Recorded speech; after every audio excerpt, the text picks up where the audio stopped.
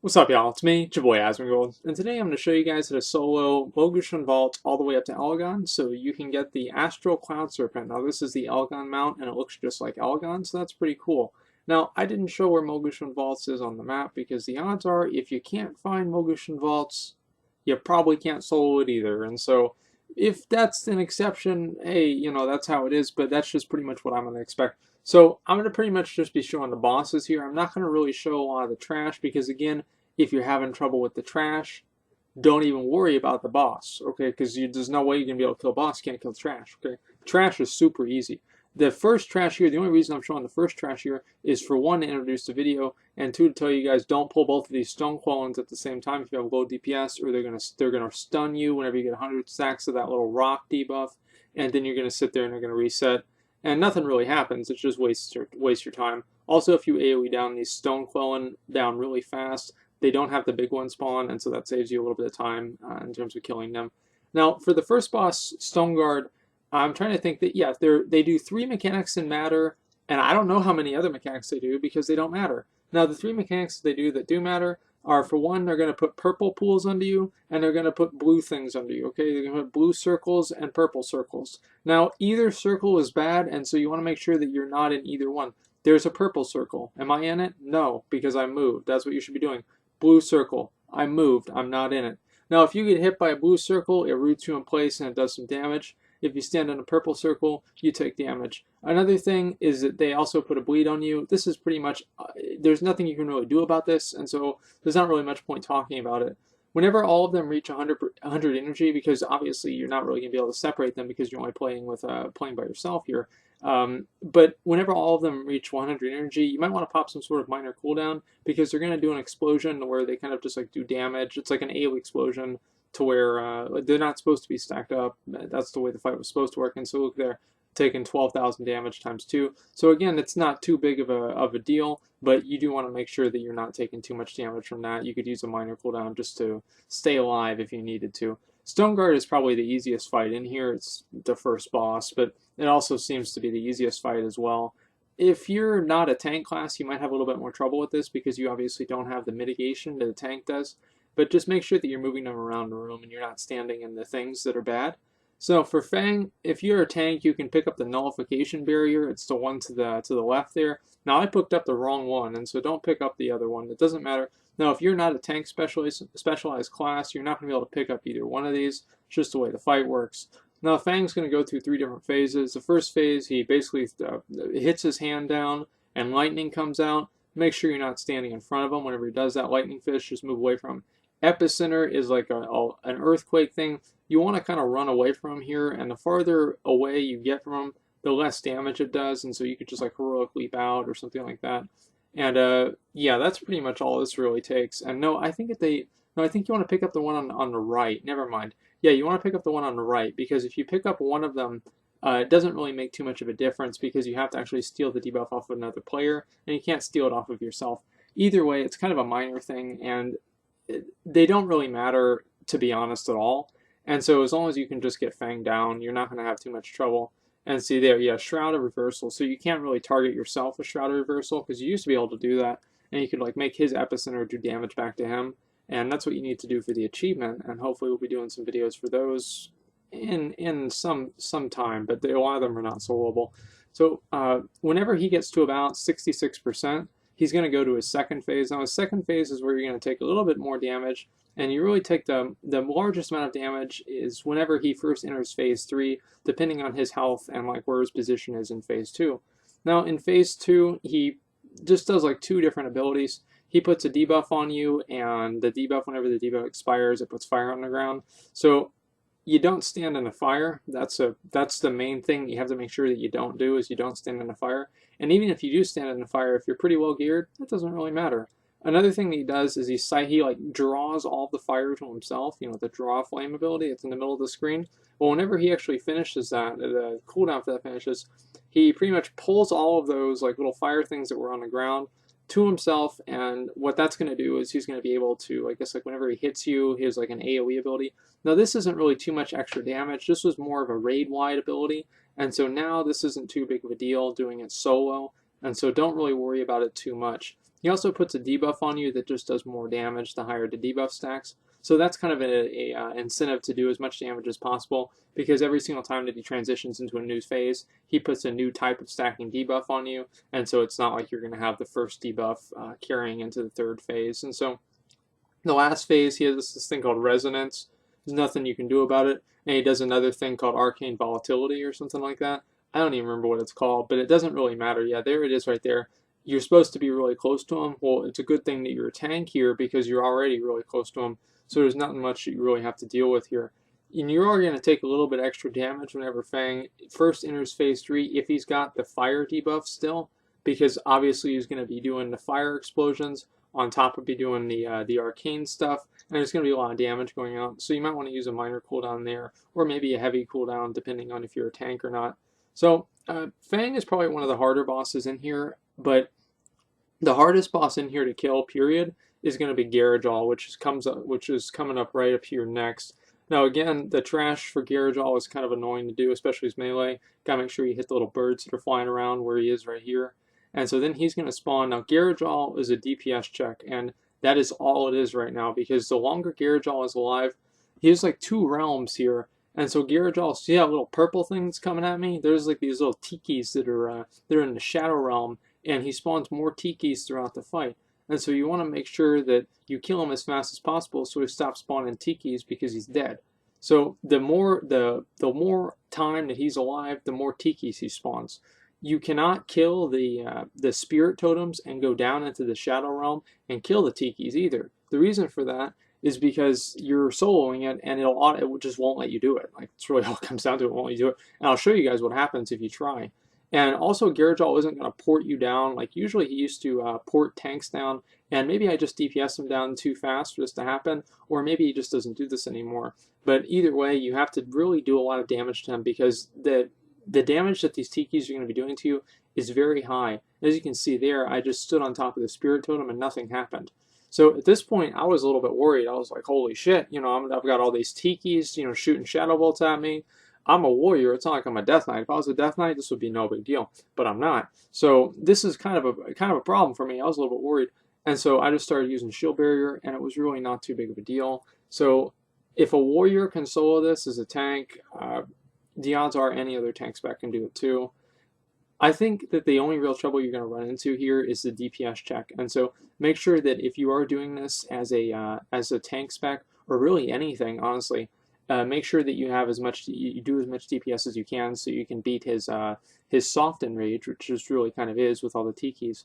Whenever he reaches 20%, he goes into an enrage where he does more damage, and so this is probably going to be where you want to save your cooldowns, just because, of course, you've got the tikis and he's enrage. And so this is going to be the most tikis that there's going to be. Look how much damage I'm taking. It's a lot, okay?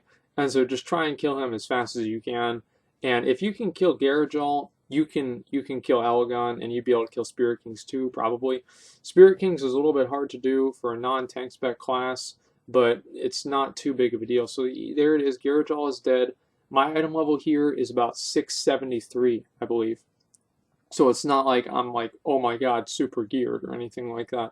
So the first guy here, this is the hard part about the Spirit Kings, is that he's going to do a split attack there, the Annihilate thing. No, Massive Attack. And Massive Attack is supposed to be split between all members in the group. And so whenever it's just you, it's going to be doing a lot of damage, okay? So you want to kill this guy as fast as possible. Make sure you don't stand and Annihilate. People still died to that like the last week of the expansion. I don't know what to say about that.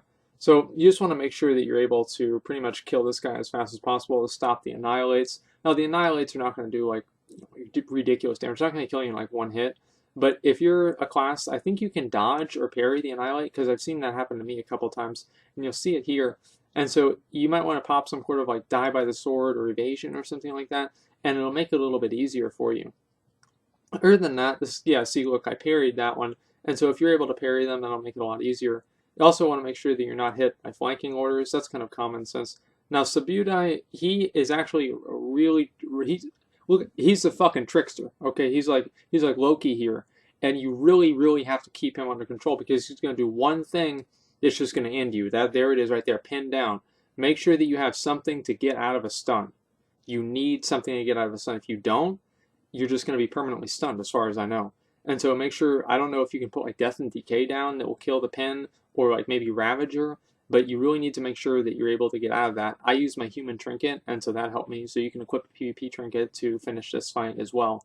And so after you do that, Subutai also does he like shoots arrows in a specific direction. You don't want to stand in front of the arrows because they do damage. Another thing that you don't want to do is you don't want to stand inside his little red circle whenever he casts Pillage. If he finishes casting Pillage and you're inside the red circle, you like lose all of your clothes and you do less damage, and it's just embarrassing for everybody. And so make sure that doesn't happen. Now, after Ming comes out, this is going to be where you're going to be taking a good amount of just like kind of sustained damage. And the reason for that is because whenever you cast Maddening Shout, that's a thing that makes you like hostile to everybody else, and everybody has to come together and like AoE each other. Well, there's nobody else to AoE you because you're soloing this, and so you're just going to be taking damage from this for the rest of the fight. Now you can still attack your guys, and it's not really a big deal, but you can see there that I'm going to be taking damage throughout the entire fight, and so it actually like kind of increases my damage intake by about double. And so you want to make sure that you kill this guy as fast as possible. Now, maybe if you're like some kind of like God mode DPS or something like that, like maybe in a very distant future of watching this video, you won't even get a Maddening Shout. But until you're there, you want to make sure that you have your kind of healing cooldowns, and you're ready to kind of cool down through that and finish the fight. Because after you kill Ming, you're going to have to kill Zion or Zon. I forgot how it's pronounced. But this guy doesn't really do much of anything. And he does a Shadow Bolt, and it doesn't matter. And he also casts like a little ball that chases you around. You just kill the ball and run away from it because it puts a Void Zone down. Or it puts like poison down. Like I'm trying to remember like what kind of it's like a Cho'Gall adds after that, but probably people don't really know what that is either if people don't understand what a Void Zone is. So there's the Undying Shadows, and so just make sure that you're not standing under it. Now, is it going to kill you in a few hits? No, it's not really a big deal. But since you've already got the Maddening Shout debuff and everything else on you from what's his name? I don't know, Ming, I think his name is, yeah. Ming, you don't really want to be taking extra damage or making I guess like a habit out of taking extra damage. And so either way, you're going to be able to kill this guy. As I said before, if you're able to kill Gara'jal, you're probably going to be able to kill all of the rest of the fights in this entire instance. Now, I know that the Will of the Emperor was soloable at level 90, and so I didn't even really show how to solo Will of the Emperor because there's no reason to solo Will of the Emperor. I don't even think it has any unique items except for like maybe one weapon. So there's that's how you do Spirit Kings. Now we're finally here where you need to be. Now before I cut this down, it took me about 32 minutes. I think that was the number. And there was also some dead time in between. And so whenever you summon Elegon here, and you have to talk to Cho to summon Elegon, he's going to be in this little room here. And if you walk inside of it, you get a debuff, and it's called Overcharge. And also the debuff next to it, it looks like a little dwarf. It makes you do 50% more damage. Overcharge stacks up more and more throughout the fight the more that you're inside. If you want to clear your overcharge stacks, you just move outside of it and it'll clear the overcharge stacks. And so that makes it a little bit easier to do. And also with the extra DPS, because I mean, look, Elegon's got a lot of health, okay? So you want to make sure that you don't have that you have this debuff whenever you're killing him, or buff actually. So the best way I found to kind of handle this, and to be honest guys, I one-shot every single one of these bosses, and it's not like I'm even trying to humble brag or anything here, because it wasn't really that hard. So I don't really expect that a lot of people should have too much trouble with this, as long as they're in some sort of correct spec to do it, and also they have the enough gear. Now these ads are going to come out, and they're going to spawn whenever they finish casting Total Annihilation. You might want to pop some sort of a defensive cooldown, because it did do 35k DPS. Celestial Breath also does a good amount of damage, and I get a debuff that makes me take 30%, 50% less healing. And so after Elegon reaches 75%, he's going to start charging to these different pillars, and I'm going out right now to reset my overcharge stacks so I don't get kind of overwhelmed. And after he finishes drawing power, he's going to summon 6 different little, I guess like, like Astral Orbs that run to these 6 different pillars. Now if one Astral Orb hits the pillars, that what's going to happen then is the pillars are going to spawn up, you're going to have to kill the pillars, and that's whenever the phase ends. Now, you want to keep them in this phase as long as possible, and the reason for that is the amount of times that you're able to kill all 6 of the Astral Orbs. Elegon takes 5% more damage each time that you kill them, and so it's very useful to kind of finish them off, or like make it easier to finish them off if you're able to pretty much do as much damage as you can to them, I guess like right now. Also, one thing that makes this a lot easier is that if you have some sort of AoE ability, now these things have very little health, and so it's not too big of a deal to kill them very quickly. So I wouldn't really worry like about doing like popping cooldowns on them or anything. Like I popped Blaze Storm on them because I thought it would be easy, but honestly it didn't even really help me that much. I try and just do something like that and just do like an AoE ability, kill one side and then focus on killing the other side. If I was a range class, this would be significantly easier. They add spawn more and more rapidly, and so I think they also run to the orbs or the what are they called? The little pillars more faster too. I was about to say more rapidly, caught myself. And so there, see one hit a pillar and it spawned a pillar. Now, guys, this is one thing that people in LFR never learn this. Okay, so I'm going to tell you guys right now so you know. After the floor is falling, guess what happens if I'm there whenever that hits 0? I fall down and I die. So whenever it finishes and the pillars are up, make sure that you're not in the middle of the of where Elegon is, where you fight them and you get the overcharge stacks, because you're just going to fall down and die. So make sure that doesn't happen, and then run around and kill all of these different little ads. Now, one thing that makes this really easy for warriors is these little cosmic sparks are going to cause you to gain stacks of victory rush, and so you can kind of prolong this phase a little bit longer if you want, and not kill all of them, just if you want to keep getting as many stacks of victory rush and heal yourself up to full before you get into the next phase. After you kill all 6 of the different pillars, you start the next phase, and the next phase is pretty much just like the first phase, except for it's the next phase and it's not the first phase. Other than that, as soon as you get to 50%, he's going to do the first transition phase again, basically. And I was cutting those sparks around to maybe use them for victory rush stacks, but I didn't really think that I needed that. Now, I did this a little bit, I wouldn't really say wrong, but I did this differently than I probably will in the future. And what I did here is I killed all of the ads and I burned him down before he even finished his first phase. And the reason that that might not be a good idea, or it's not a good idea, and it's not might not be good, it's not a good idea, is that the 4 will despawn if you kill him in a transition. And if you kill him during a transition and the 4 despawns, because the chest spawns in the middle of the room, how the fuck are you going to get your mount? Because it's in the middle of the room, there's no way you can get it, right? Because if you try and go to it, you fall down and die. So you want to make sure that you probably want to finish this off before, or actually into the 3rd phase. Now, assuming like that you don't do what I did, which was kind of dumb, and see here I am again resetting my overcharge stacks. What you want to do is just let the last one hit whenever he's at like 15% or something like that, and just clear up the other pillars and just go into the 3rd phase. Now the 3rd phase is just like the second and the first and the second like main phases where you actually fight Elegon and he attacks you, except for it's got this one mechanic, and the job for that mechanic is to lower your frame rate down to 0. And so if you move in, it'll like grip you in, and so you can't move out to reset your overcharge stack. So it's like a DPS burn race at the end of there. And so because you're level 100, probably, I'm assuming if you're doing this, you're going to have no problem beating that check. And so just get them to like maybe, I'd say like 15%. Let him go through the transition and see, look at here. So he's like started it, and I'm like trying to get my loot because I'm worried. I thought I knew what was going to happen, and see, I didn't get them out there. Next week I'm going to get it for sure though. So don't even worry. And that's pretty much how it's done. Obviously, it's going to be a little bit different for each class, but that's how the fight mechanics work. And I would say that this is pretty easy to do as long as you're some sort of a tank with at least 665 item level, or some sort of a DPS with, I'm just going to give like a random number, like 700 to 720. I don't think you can bonus roll them out either. I read that you're not able to. I'm like 90% sure that you're not able to. But if somebody if I'm wrong there, feel free to correct me. So that's how you do it. How to get and again, it looks exactly the same as Elegon, and you can do this every week. Of course, make sure you do it on 10 man. 25 man does not increase the drop chance. It's still 1% either way. So that's pretty much all I've got. Thanks for watching. Like, comment, subscribe.